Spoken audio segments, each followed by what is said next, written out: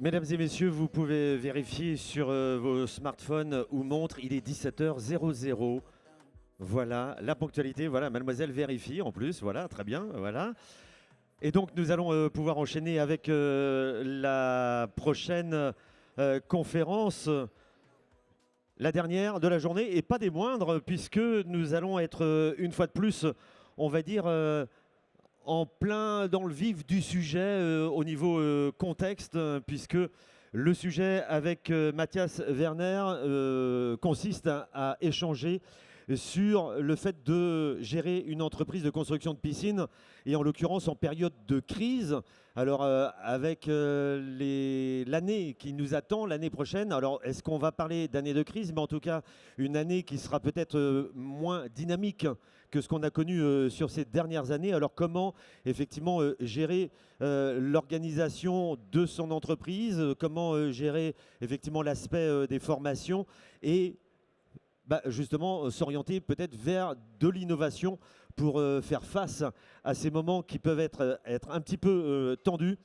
Mesdames et messieurs, je vous invite non seulement à prendre place, mais également à accueillir, comme il se doit, à force d'applaudissements nourris et chaleureux, Mathias Werner, qui est ici présent. Merci. Alors, on va simplement ouvrir le 4. Voilà. Allô, voilà. Voilà. Merci beaucoup. Le plaisir est pour moi de pouvoir partager ce moment avec vous. C'est un sujet qui me tient à cœur et je vais juste faire un petit crochet sur ce qui s'est passé avant.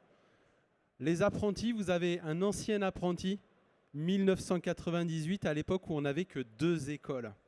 Et aujourd'hui, l'apprentissage, c'est la clé du succès. D'accord ? Et là, je le vois, il y en a quelques-uns aujourd'hui qui sont là, qui viennent de très très loin. Là, on a, je pense, la personne qui vient le plus loin du salon. Je vais te demander de te lever. Tu arrives d'où ? Rappelle-le à tout le monde. Tahiti. Ancien apprenti de Pierre Latte qui a fait un tour du monde. Donc aujourd'hui, juste pour appuyer sur ce qui a été dit tout à l'heure, l'apprentissage, c'est vraiment quelque chose de clé. Et je vous invite tous et toutes à en parler autour de vous. C'est l'avenir de notre métier. D'accord ? Alors, s'il y a un centre d'apprentissage justement à Papeete, je veux bien y aller demain. Ça y est, j'ai signé, c'est moi le formateur, cherche pas. Non, tu oublies. Ok, mais il y aura peut-être d'autres formations. Je suis partant, hein, ma valise est déjà faite. Voilà, petite parenthèse ludique. Voilà, merci beaucoup. Donc on va parler d'un sujet qui peut être anxiogène pour vous, la crise. Et j'ai une première question à vous poser. Pour vous, qu'est-ce qu'une crise ? Quelles sont les crises qu'on traverse dans le monde de la piscine ? Est-ce que vous avez une idée ? Hors crise conjugale. Hein. Ouais, ça on l'oublie, c'est à côté. On traverse quoi comme type de crise ? En ce moment, on est sur quoi ? Quels seraient les mots qui vous viennent à l'esprit quand on évoque crise ? Financière. Très bien. Qu'est-ce qu'on a d'autre comme crise ? Je pense qu'on avait tous des masques à un moment. C'était quoi là ? Sanitaire. Sanitaire, oui. Ouais. Alors, pourquoi il n'est pas ouvert celui-là ? Le 3. Le 3. Le pool bashing. Le pool bashing. Ça, c'est encore récent. Ça, c'est... Ouais, exactement. Donc là, on en est à 3. On en a une 4e aussi. Oui. Climatique, oui, très bien. Eh ben voilà. Voilà. Exactement. Et je vais en rajouter une autre, hein, qui est la crise des matériaux, des ressources. Aujourd'hui, vous n'êtes pas sans savoir qu'on a des gros problèmes sur les ressources. Donc, vous voyez, on a cité plusieurs crises, mais on les traverse de différentes manières, ces crises. Aujourd'hui, quand on reprend la crise sanitaire, est-ce qu'elle nous a fait du mal à nous dans le monde de la piscine ? Je pense pas. Hein. Je pense que pendant la crise sanitaire, beaucoup d'entre nous, beaucoup d'entre vous, ont vu leur chiffre d'affaires augmenter. Donc, la crise pour certains n'est pas la crise pour tout le monde. Et c'est ce qu'on va regarder un petit peu aujourd'hui, sur le peu de temps qu'on va passer ensemble, c'est qu'on va voir comment on aborde ces crises. C'est très important parce que ça va nous aider à nous remettre en question et à pouvoir adopter les bonnes stratégies à ce niveau-là. D'accord ? Donc, les 3 points qu'on va aborder, le premier, c'est l'importance d'une organisation efficace. Aujourd'hui, hélas, on le voit, beaucoup d'entreprises sont désorganisées. Beaucoup d'entreprises n'utilisent pas correctement les ressources qu'elles ont en interne. D'accord? Et c'est assez compliqué pour certains d'entre vous de pouvoir se projeter à long terme. Donc on va le voir sur cette partie-là. La deuxième partie, je rejoins la conférence précédente, la formation des équipes. Alors tout à l'heure, ça a parlé de la formation des équipes, du moins de l'apprentissage, mais aujourd'hui, il y a aussi la formation de vos équipes en interne, la formation professionnelle. D'accord? On en parlera, il y a beaucoup de solutions qui existent à ce niveau-là.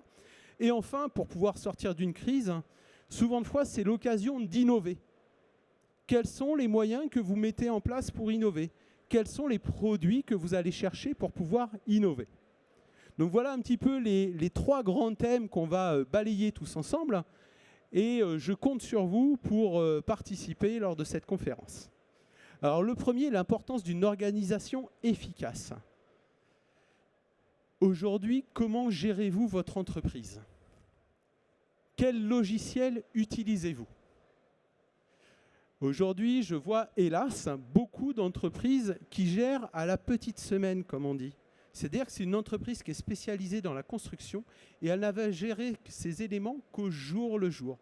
Planification des chantiers, limite, vous voyez, sur le petit carton. Et on va dire, bah tiens, tel chantier, on en est là, voilà. Aujourd'hui, on a des éléments qui sont là pour nous aider. Ces éléments, ça va être quoi? Ça va être des logiciels. Vous connaissez Extrabat, qui est un excellent outil pour pouvoir programmer, planifier vos chantiers. Vous avez des solutions qui ont été annoncées cette année, Le Bain Solutions, toujours pareil pour la gestion des chantiers. Donc on voit qu'on a tout un tas d'éléments aujourd'hui qui nous permettent de pouvoir optimiser cette organisation. Parce que ce qui se passe aussi, c'est que lorsque vous êtes une entreprise spécialisée dans le domaine de la construction, qui parmi vous relance ses clients année après année pour le changement de sable, pour le contrôle du matériel, s'assurer que les pompes, les garnitures, vous savez, on sait tous à peu près bien combien de temps ça va durer. Là, il y a beaucoup de choses qui sont souvent deux fois zappées. Et aujourd'hui, les entreprises qui vont se retrouver vraiment dans le dur, c'est des entreprises qui vont rester uniquement focalisées sur un domaine. Et le problème, c'est que quand on reste focalisé sur un domaine, on passe à côté de plein de choses. Donc vous faites de la construction depuis 10, 15, 20, 30 ans. Vous êtes assis sur une mine d'or. Vous avez ce qu'on appelle un fichier client. Vous l'exploitez comment, ce fichier client? Aujourd'hui, sur les fichiers clients, et je le vois à me balader sur toute la France et en discutant avec beaucoup de confrères et autres, c'est que le fichier client n'est pas exploité. Certains font la piscine, mais négligent l'entretien. Après, le SAV, les entretiens, les contrats d'entretien, contrats d'hivernage, ils ne les prennent pas.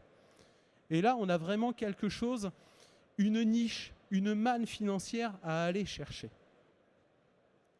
Vous voyez, c'est quelque chose, c'est vous faites, mais vous faites pour le copain. Et là, aujourd'hui, quand vous allez utiliser cette ressource, notamment, comme je disais, avec des logiciels qui vont vous aider à avoir des rappels, bah, vous allez pouvoir pleinement exploiter ces solutions-là. Notamment, je disais tout à l'heure, l'entretien. Donc, vous avez fait la piscine. Sur vos logiciels, aujourd'hui, vous avez la possibilité de créer des rappels. Tous les 5, 6, 7 ans. Masse filtrante à changer. Filtration cartouche tous les 2, 3, 4 ans. C'est vous qui mettez le curseur. Eh bien, vous allez mettre, bah tiens, là, le client, ça fait 3 ans, 4 ans qu'il n'a pas changé sa cartouche, qu'il n'est pas venu chez moi pour acheter la cartouche. On fait quoi? Vous faites quoi? Est-ce que vous relancez vos fichiers clients? Et c'est là où je vous dis à tous, vous êtes assis sur des mines d'or. Vous êtes assis sur l'avenir, l'anticrise.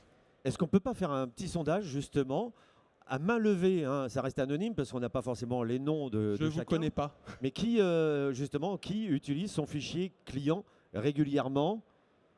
Levez la main, régulièrement. Et en fait, on est quand même, par rapport au panel, on va dire, on est quand même sur une minorité. Exactement. En fait. Et c'est ce qu'on constate régulièrement. Et ça, on le voit. Alors moi, je le vois à travers mon métier que je fais, à me balader un peu partout en France. On le voit aussi à travers les expertises qu'on peut avoir.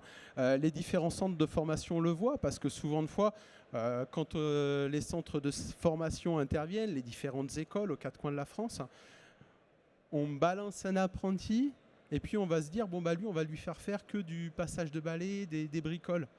On va l'occuper. Mais non, occupez-le de la bonne manière. Allez chercher des contrats d'entretien. Allez chercher de la petite maintenance.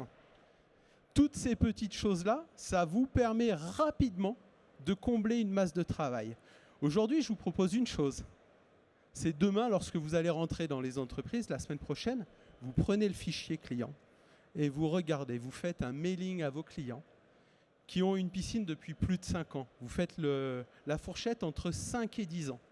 Vous envoyez un mail à vos clients avec une proposition de changement de sable, d'entretien, de contrôle de la piscine. Vous penserez à moi parce que vous allez voir que vous aurez énormément de retours. D'accord ? C'est vraiment quelque chose qui est crucial. Et l'avantage, c'est que vous allez gagner en qualité de travail, en efficacité. Vous allez pouvoir gérer au mieux votre budget. Vous allez pouvoir planifier correctement les entretiens et le planning de chacun de vos techniciens. Donc voilà, l'important, comme je dis, c'est la diversification, c'est-à-dire le fait de pouvoir justement aller chercher du travail là où il est. Et je pense que vous êtes tous d'accord avec moi pour vous dire, il y a quand même pas mal de choses à aller chercher. D'accord ? C'est comme je dis souvent, hein, c'est le furoncle qui est au milieu du nez, on ne le voit pas. Eh bien, c'est ça. Là, vous avez, ce n'est pas un furoncle que vous avez, c'est une masse de clients que vous avez à ce niveau-là. Une masse énorme de facturation à faire et de fidélisation du client à faire. D'accord ? On va aborder la deuxième partie, la formation des équipes. La formation des équipes, alors aujourd'hui, on entend beaucoup de choses, notamment « Ah, ça coûte cher ». Ah, les organismes de formation ne prennent pas en charge. Ce n'est pas vrai. Il faut juste anticiper. Ne prévoyez pas de vous inscrire à des formations au dernier moment. Et pourquoi il est important d'anticiper ? Parce que lorsque vous allez anticiper sur la formation, vous allez pouvoir mettre en valeur vos techniciens. Et aujourd'hui, pour ces formations, vous avez une multitude de ressources. Vous l'avez vu tout à l'heure, il y a un paquet de centres de formation en France. Beaucoup d'entre eux proposent des formations pour le professionnel qui est dans votre société. Ces formations sont prises en charge dans beaucoup de cas par les OPCO. Donc aujourd'hui, vous avez vraiment un fort potentiel à ce niveau-là. Et l'avantage, c'est que lorsque vous allez former vos techniciens, vous allez gagner sur plusieurs points. Tout d'abord sur la productivité. Pourquoi on va gagner sur la productivité ? Parce que le métier évolue, les technologies évoluent. Et le fait de former vos techniciens sur les nouvelles technologies. Sachez qu'aujourd'hui, tous les centres de formation reçoivent du matériel des fabricants. D'accord ? Donc quand vous intervenez sur les centres de formation, on a La Roche-sur-Yon, on a Pierre-Latte, on a Toulouse. Tous les centres de formation aujourd'hui ont du matériel à la pointe. Ça permet de former vos techniciens sur les dernières technologies. Et là, vous allez gagner, comme je dis, en productivité, vous allez gagner en qualité et vous allez avoir un gain financier. Parce que c'est un investissement à l'instant T, mais c'est aussi une valorisation de vos techniciens. Vos techniciens, quand vous les formez. Alors tout à l'heure, on entendait le monsieur qui disait « mais j'arrive pas à garder mes techniciens ». Qu'est-ce que vous proposez à vos techniciens pour les garder?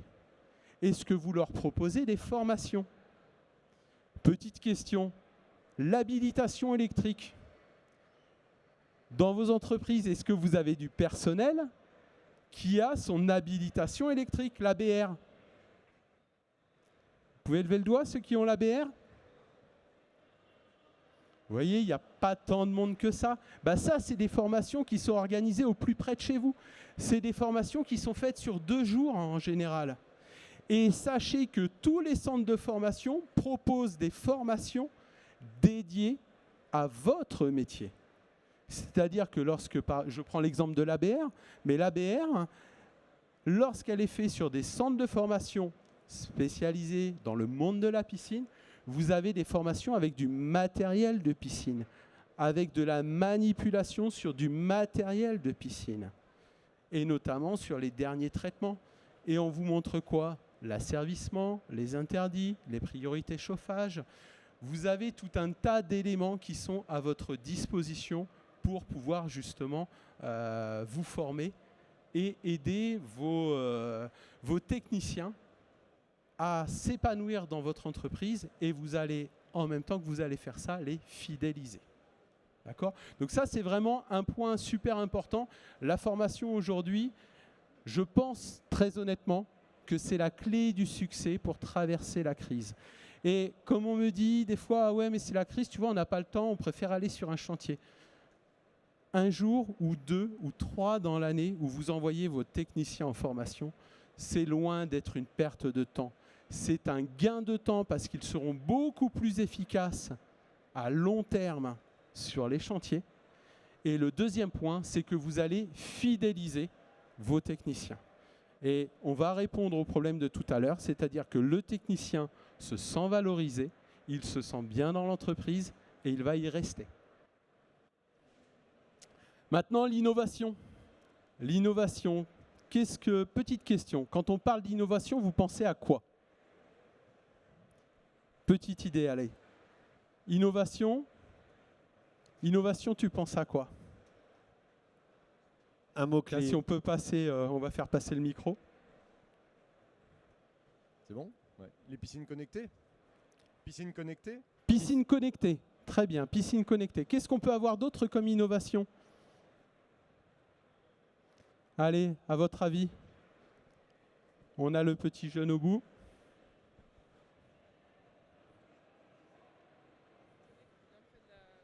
La piscine renouvelable. Avec l'eau, enfin qu'on peut faire une renouvelable. automatisation. Alors, je vois ce que tu veux Une dire. automatisation, on va dire. Alors, gestion de l'eau, très bien. On va demander au monsieur là, Olivier, derrière, vas-y. Je parlais de la gestion de l'eau. Voilà, très exactement. Ouais. Gestion de l'eau, gestion de l'énergie. Bah, au niveau de l'innovation, vous voyez, il y a énormément de choses à faire en termes d'innovation. Aujourd'hui, sur l'innovation, je vais vous en donner une qui sort de tout ce que vous m'avez dit. Aujourd'hui, il existe des logiciels innovants. Le logiciel Logiline, ça vous parle? Logiline, il sert à quoi? Et je le mets dans l'innovation. Pourquoi? Parce que ça vous permet, notamment lors de vos déclarations de travaux et compagnie, de vous simplifier la vie en ayant une implantation directement pour vos déclarations de travaux. Tout ça, c'est de l'innovation. Aujourd'hui, l'innovation, alors on a parlé des économies d'énergie, de la reuse, de l'automatisation. Bah, au niveau de l'automatisation, vous voyez, je tourne la tête juste à côté là. On a Poolcop. Poolcop à côté a des produits innovants. Aujourd'hui, ils ont sorti un produit qui vous permet de mesurer le TAC. Ça, c'est de l'innovation.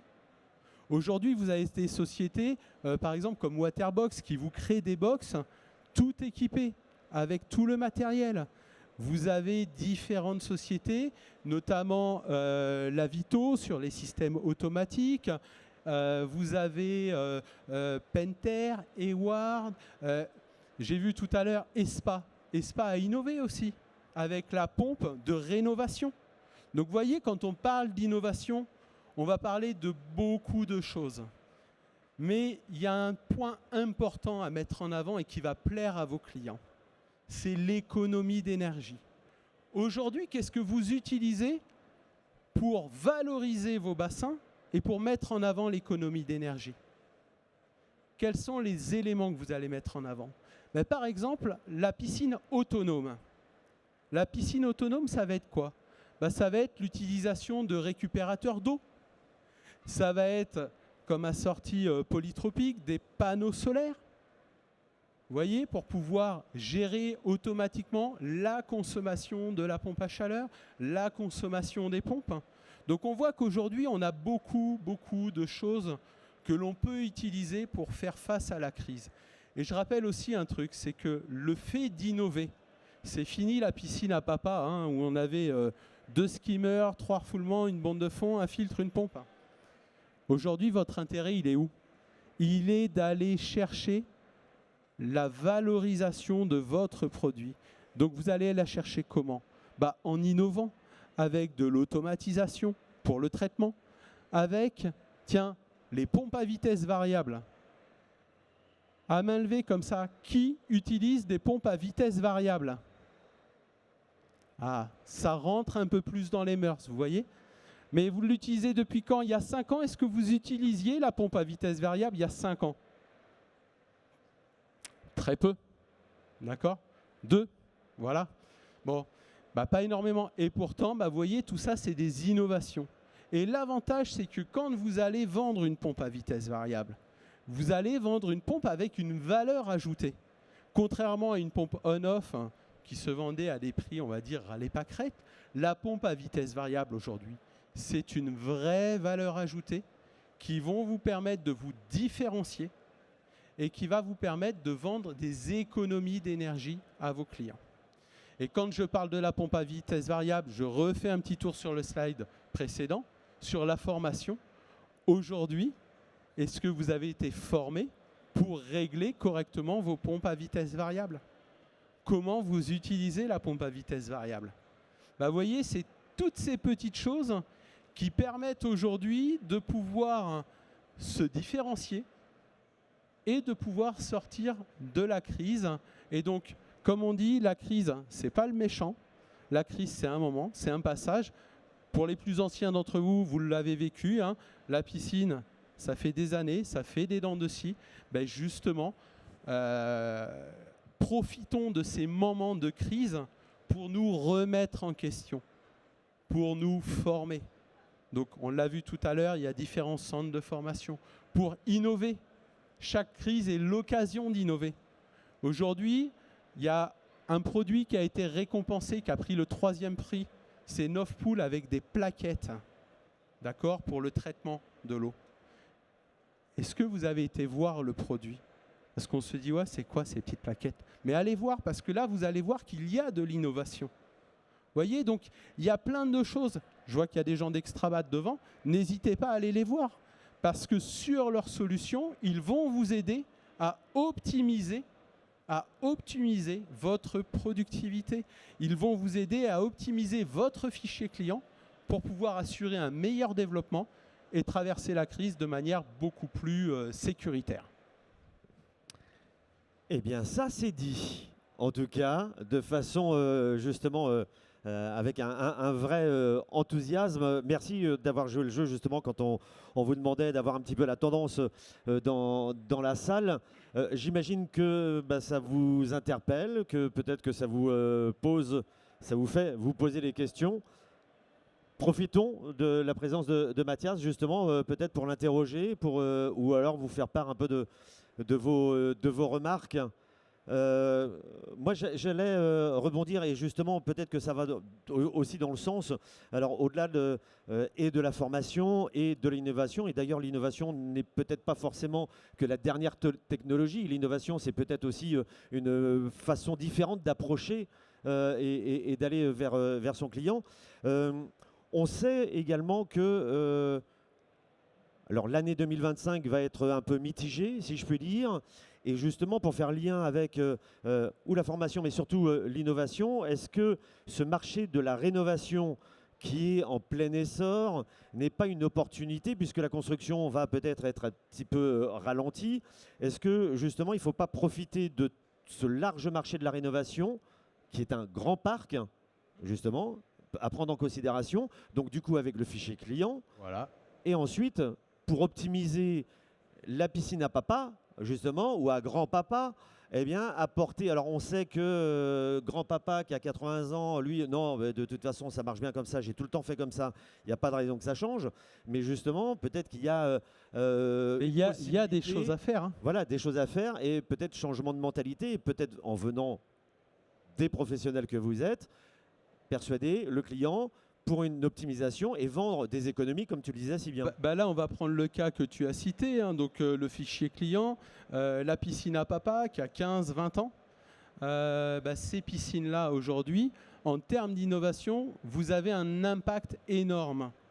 Parce que quelqu'un qui construit sa piscine, vous lui parlez d'une pompe à vitesse variable, d'une économie d'énergie. Et qu'est-ce qu'il en sait de la consommation d'une piscine? Consommation d'eau, consommation électrique. Il n'en sait rien. Par contre, votre client qui a sa piscine depuis 10, 15, 20, 30 ans, lui, il les voit, les factures. Et quand vous lui vendez la pompe à vitesse variable, on va la citer parce que c'est un élément facile à changer. Quand vous vendez la pompe à vitesse variable, vous lui vendez une réelle économie. Et c'est là où derrière, quand vous allez commencer, alors moi ce que j'aime bien c'est le coût du lotissement. Hein. C'est-à-dire que quand on commence à rentrer dans un lotissement, refaire une piscine, c'est le concours du voisin qui aura la plus belle. Eh bien moi j'ai mis une pompe à vitesse variable. Hein. Moi j'en ai mis 2. Voilà, non, je plaisante. Non mais voilà, et là on va parler de l'économie d'énergie. Vous voyez? Et là on va être dans le concret. Et aujourd'hui, il faut vraiment se projeter dans le concret. J'insiste beaucoup là-dessus. Projetez-vous dans le concret et par pitié, formez-vous. D'accord? Vous avez le Pool Campus, je suis aussi à disposition, mais n'hésitez pas à aller vous former. D'accord? C'est ultra important, c'est l'avenir de notre métier. Et je sais que certains d'entre vous ont des problèmes au niveau des assurances. Hein? Justement, en vous formant, sachez qu'aujourd'hui, lorsque vous allez vous former, montrez à votre assurance, montrez patte blanche, montrez-leur vos attestations de formation, comme quoi vous êtes un professionnel qui vous souciez du bien-être de son équipe, mais du bien-être de ses installations et de ses clients. Hein? Voilà, je vois madame qui hoche, qui opine de la tête comme ça en disant « Eh ouais, eh ouais ». Des remarques de votre part, ou peut-être un retour d'expérience justement, parce qu'on parlait de la piscine à papa ou à grands pas. Est-ce que vous rencontrez peut-être des problèmes, peut-être un côté réfractaire quand vous allez voir justement ce client? Alors peut-être que vous n'avez pas été le voir depuis 15 ans, donc du coup il s'est peut-être senti un peu oublié, puis finalement on vient le voir et là le côté peut-être un peu réfractaire parce que ça marche bien comme ça et oui, non? Retour d'expérience? En termes d'innovation, non? C'est bon? N'hésitez pas. Si vous avez des questions, je suis à disposition. Et après, je serai un petit peu plus loin à l'apéro pour finir la soirée. Ah d'accord, là on en sent, là, un tu qui vois, va on être, sent là en nocturne, d'accord. Avez-vous des remarques ou des questions ou si c'est extrêmement clair pour tout le monde? Eh bien, je crois que mission accomplie si c'est clair pour tout le monde. Eh bien, super. Eh bien, Ceux bravo. qui veulent me retrouver, je suis chez Ascomat, Waterbox à côté pour l'apéro. Voilà. En tout cas, et même au-delà de l'apéro, vous pouvez échanger, pas seulement échanger des verres, voilà, vous pouvez échanger des mots. Je vous invite à applaudir Mathias, s'il vous plaît, pour son intervention. Merci beaucoup. Et merci pour votre présence. Vous pouvez continuer même l'échange, vous pouvez l'attraper au vol en descendant du plateau. Voilà, c'est ainsi que s'achèvent ces interventions ici sur ce plateau de la Pool Arena. On va avoir rendez-vous demain dès 10h pour notre première intervention pitch exposant. Ce sera proposé par CF Group, l'éco-responsabilité qui va